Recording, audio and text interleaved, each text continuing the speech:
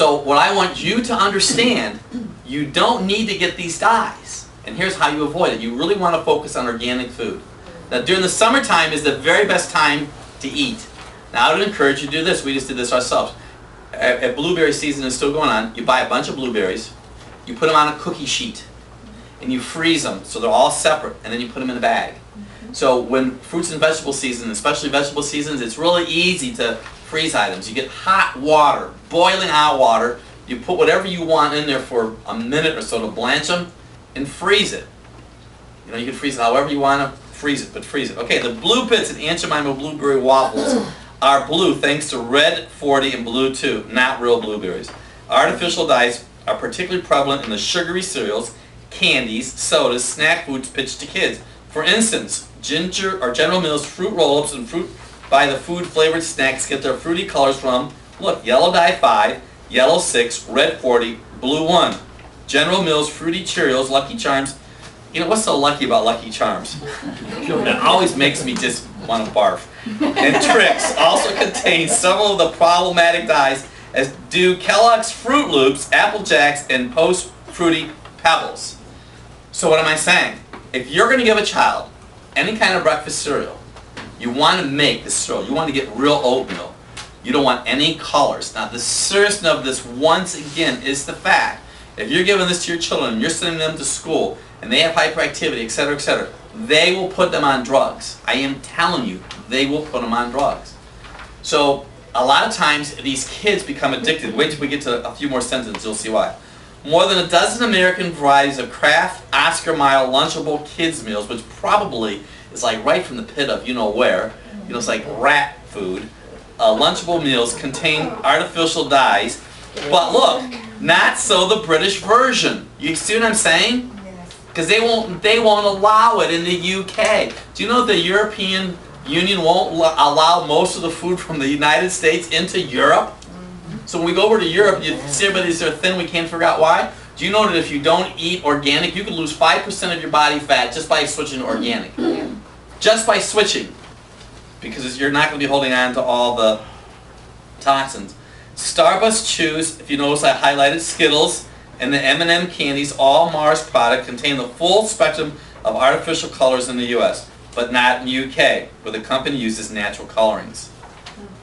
Even foods that aren't particularly brightly colored contain dyes, including several varieties of macaroni and cheese and mashed potatoes. Now, I can't imagine that people actually will go out and buy mashed potatoes in a box or flakes. And I think you might add hot water to them. I'm not sure. Okay? And the macaroni and cheese, if you're going to have macaroni and cheese, I just sent out a tip about this last week. DeBoles, like D-E-B-O-L-E-S, makes a wonderful rice pasta. DeBoles, D-E-B-O-L-E-S, makes a great penne rice pasta. If you came to our house and had macaroni salad, you wouldn't even know that it wasn't the rice pastas. Betty Crocker's au gratin 100% real potatoes are partly not real colored as they are, partly not real. They're colored as they are with yellow dye 5 and yellow 6.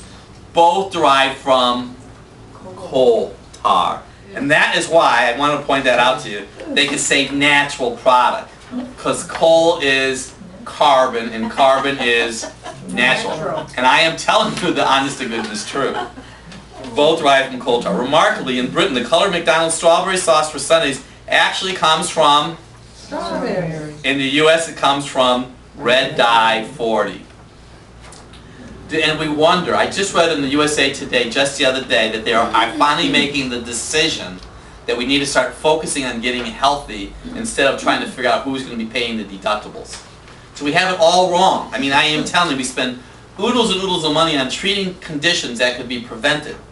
The science shows that kids' behavior improves when these artificial colors are removed from the diets and worsens when they are added to their diets, says Dr. David Schaub, a psychiatrist at Columbia University Medical Center, who conducted the 2004 meta-analysis with his colleague that it up. While not all children seem to be sensitive to these chemicals, it's hard to justify their continued use in the foods, especially those foods heavily marketed to young children.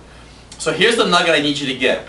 If you turn that, you don't have to turn it over right now, but if you look at that chart that I showed you with the inhibiting, the food additives inhibit and stop normal fat metabolism in the body. That is important for you to understand that. If you can just get that, you can see how your own health would improve within a year. It might take 2 years getting off of this, but it will change. Okay, secretive chemicals behind hidden food under artificial flavors label. Now, it was by the grace of God that I found this article. I think that, Bobby, you may be sent or part of me getting this article with this company. A relatively young company called Cenomix may be responsible for the sodium and sugar levels falling in your favorite grocery store item. Here, wait till you read this. How are they doing this without affecting the taste? The truth is that they may be putting chemicals in your food right now without you even realizing it and without telling you. And guess what? They don't have to tell you. You want to know why? Because it's under the legal amount. So like if they have so many parts per million and the government says it has to be this amount, but because Shig, and I know that you've given me information on human genomes that they're mapping, where they're mapping the human genomes, for example, in the tongue, and they figured out what receptors they have to shut off and what receptors they have to turn on, and it just takes a little bit of chemical. Read on, it's amazing. And guess what? They don't have to. Cenomix is contracted with Kraft, Nestle's, Coca-Cola, Campbell Soup to put a chemical in foods. Look at that next sentence. That masks bitter flavors by turning off bitter flavor receptors on the tongue and enhancing salty and sweet flavors. So you're being tricked. Not saying any of you are, but people are being tricked. And I know this is happening because I have a family member who was addicted to Mr. Hero Roman burgers. And I know as God made green apples, there is something in that food that she became addicted to, so much so that she had to have one every day. Just like this patient I was talking to this morning, every day. And some of you have family members that every day. I have somebody that's a part of my family loop, can't mention any names, but a part of my family loop that thinks that I'm absolutely crazy because we watch what we eat. So many people have become disconnected from the reality. So they put a chemical in foods that mask bitter flavors. This would allow a company to tout claims such as less sugar or low sodium by reducing the actual sugar or salt by approximately half, but the foods retain the same level of sweetness or saltiness when they touch the tongue by fooling your brain. Doesn't that make you mad? Yeah. When you really think about that? So go to the internet and check out that company. But let's continue on. Mark Zoller, Cenomix's chief scientist, says that this company has used the human genome sequence and identified hundreds of taste receptors. Cenomix's chemical compounds enhance those receptors to heighten the taste of salt or sugar. Under this premise, they go on to claim that the newly added chemicals are completely safe because they will be used in tiny quantities of less than 1 part per million, whereas artificial use are up to 200 to 500 parts per million. This fact alone allows them to forego the rigorous FDA approval process when introducing new food additives to the marketplace. Now listen to this. You have to understand where I'm coming from. If you came to my house and it had anything that we had that was made sweet, like we use pear sweet, and if you had some, young teenage kids or whatever come over, they would look at me like we were eating cardboard. But what's happening is our threshold for sweetness is being elevated. So like even sugar to some people is not sweet anymore.